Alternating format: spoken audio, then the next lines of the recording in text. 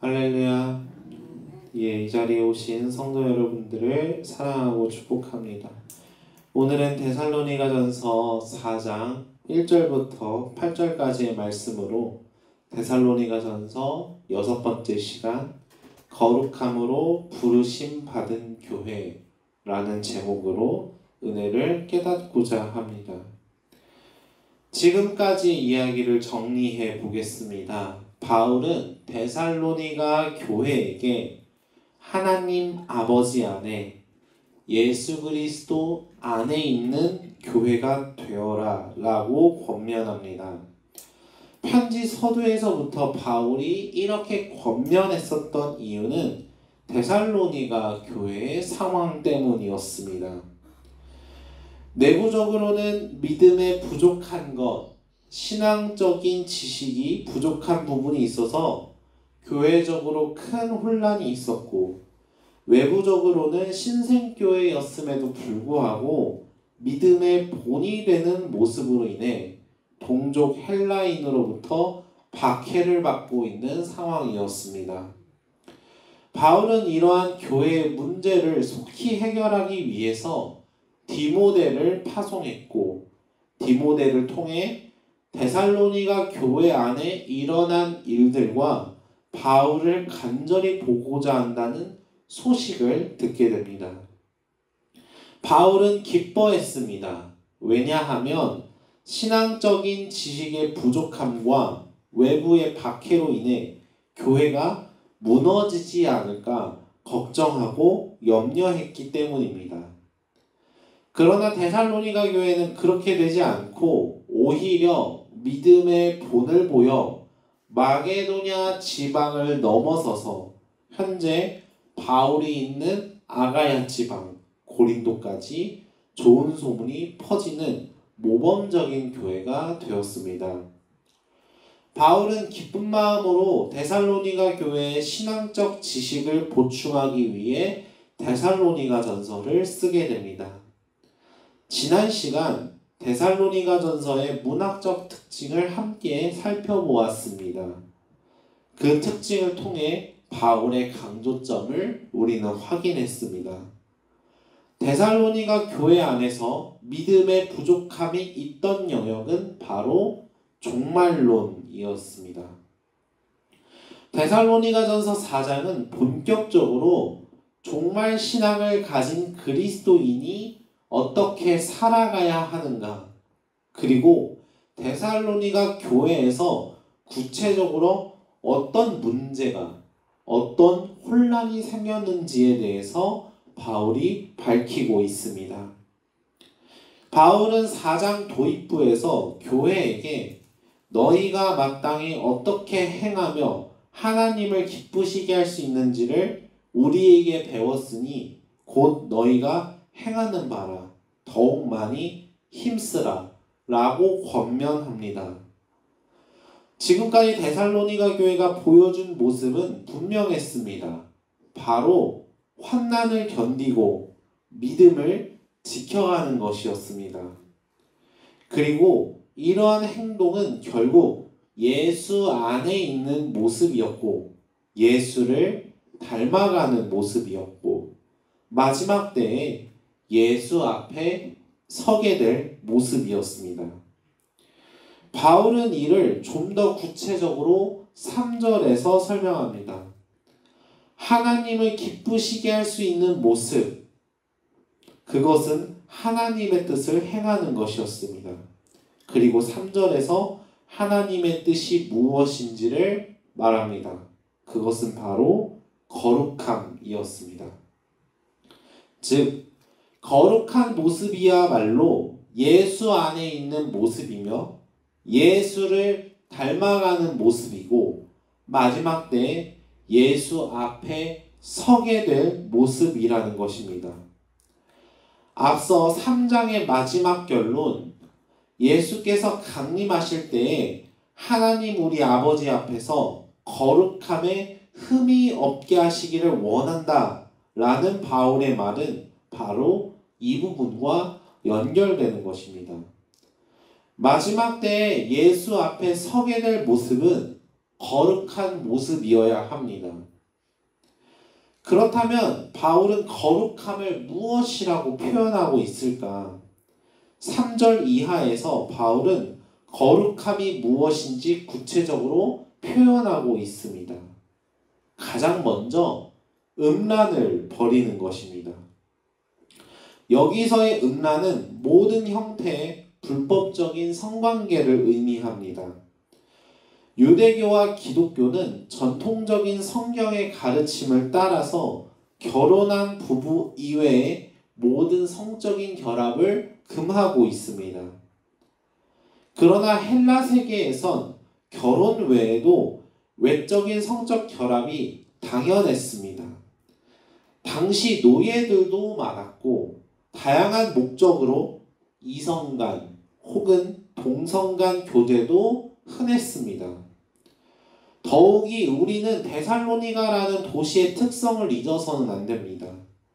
마게도냐 지역의 행정 중심지로서 로마와 동방 지역을 연결하는 경제적 요충지가 데살로니가였습니다.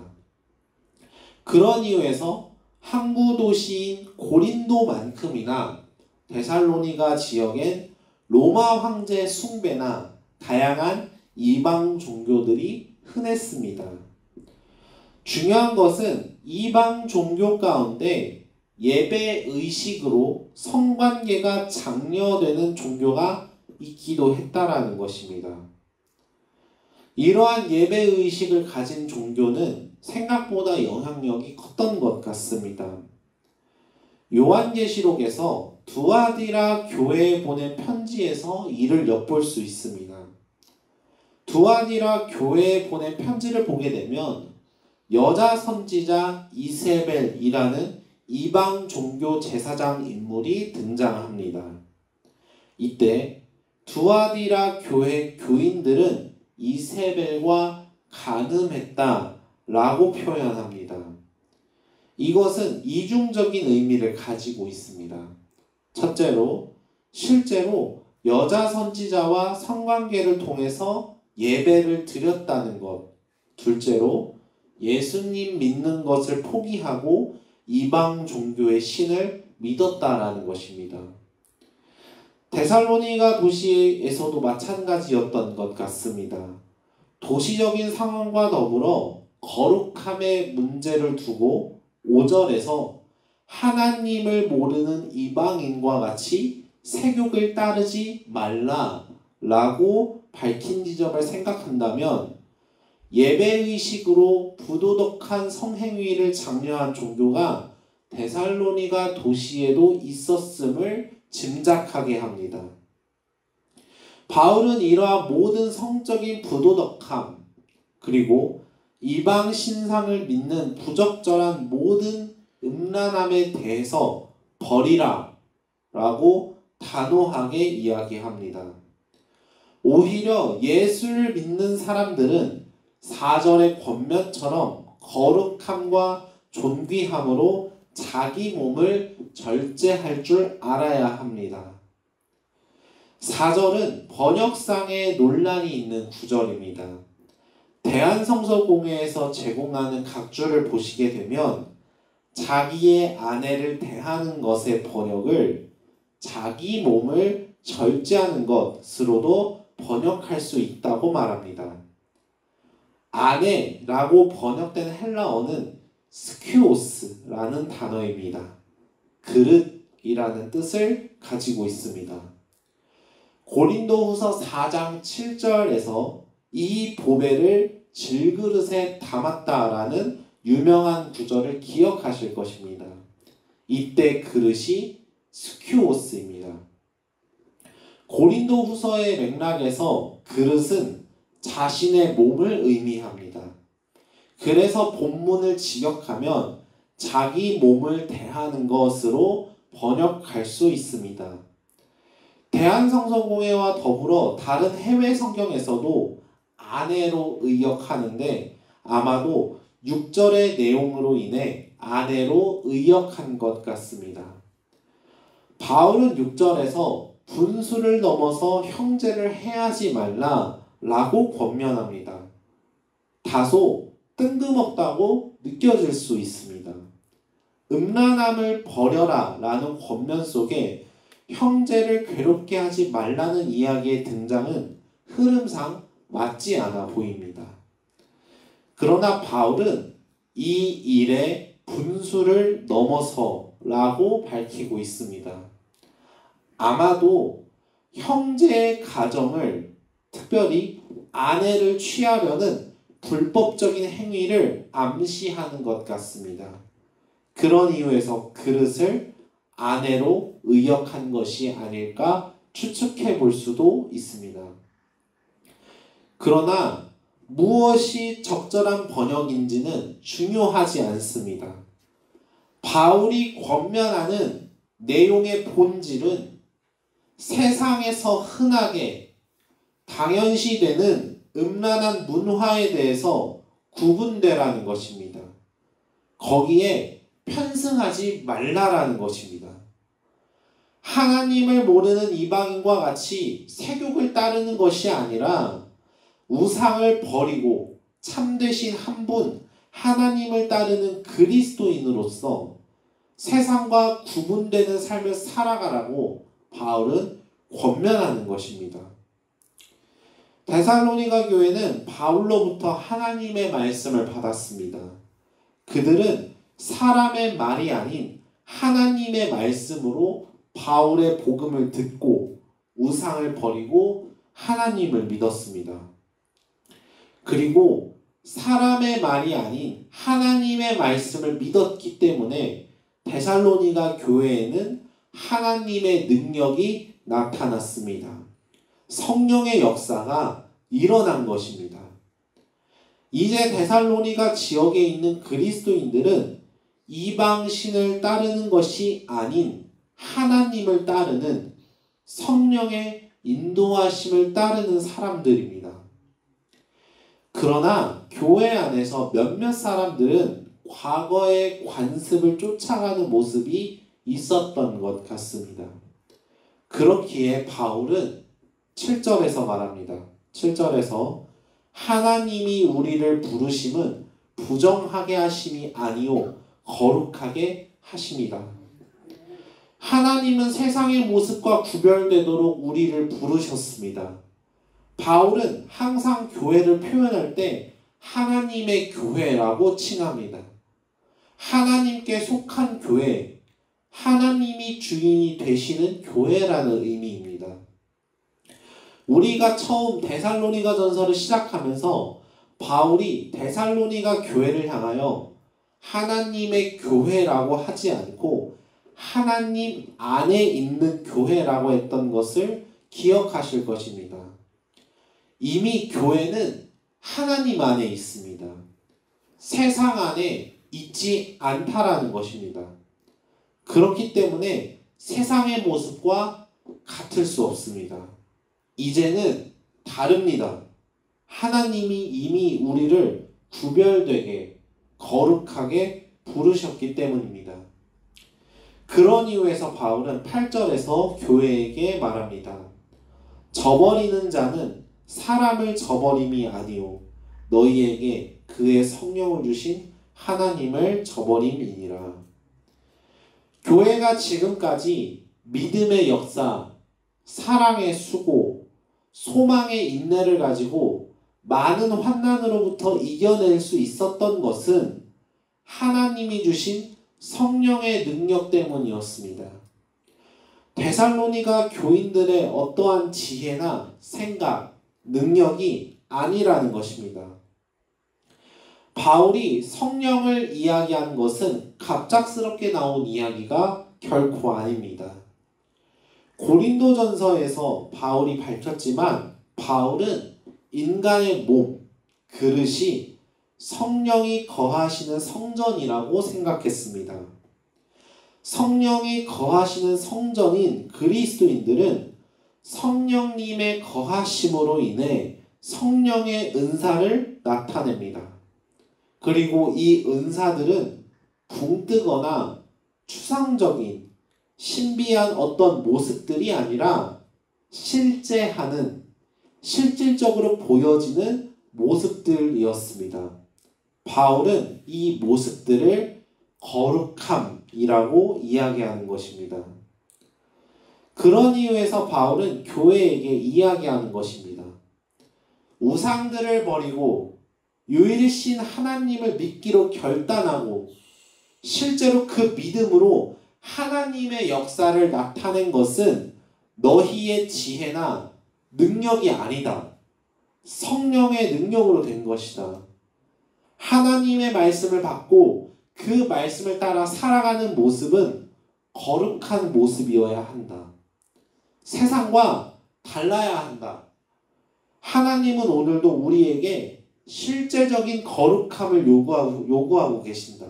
그것이 하나님의 뜻이다. 그 뜻을 교회가 이루어가는 것이 1절에서 말한 것처럼 하나님이 기뻐하시는 모습이다 라고 바울이 말하는 것입니다. 사랑하는 성도 여러분, 바울이 이렇게 거룩함에 대하여 강조하는 것은 분명한 이유가 있습니다. 바로 종말신앙 때문입니다. 마지막 때에 예수께서 이 땅에 강림하실 때에 우리의 모습이 거룩하지 못한다면 그것은 교회의 모습이 아닐 것입니다. 종말신앙을 살아내는 교회라면 그 모습이 세상의 모습과 닮아 있어선 안 될 것입니다. 지금까지 바울이 데살로니가 전서를 통해 이야기했지만 교회는 하나님 안에 있는 교회여야 합니다. 예수 안에 있는 교회여야 합니다. 예수의 말씀을 따르고 예수를 닮아가는 모습이어야 합니다. 그렇기에 교회는 세상의 모습과는 구별된 달라진 모습들을 보여줍니다. 데살로니가 교회가 환난을 당했던 이유는 세상과 너무나 이질적이었기 때문이었습니다. 세상의 흐름과 문화, 흔하게 통용되었던 것들을 거부하고 그것은 하나님이 원하시는 일이 아니라는 것을 고백했습니다. 그리고 그렇게 행동했습니다. 비록 이로 인해서 순환을 당했지만 그들은 믿음으로 견뎌냈습니다. 그럼에도 몇몇 교인들의 모습들이 죄를 탐닉하고 하나님을 모르는 이방인의 모습과 같은 모습으로 실족했습니다.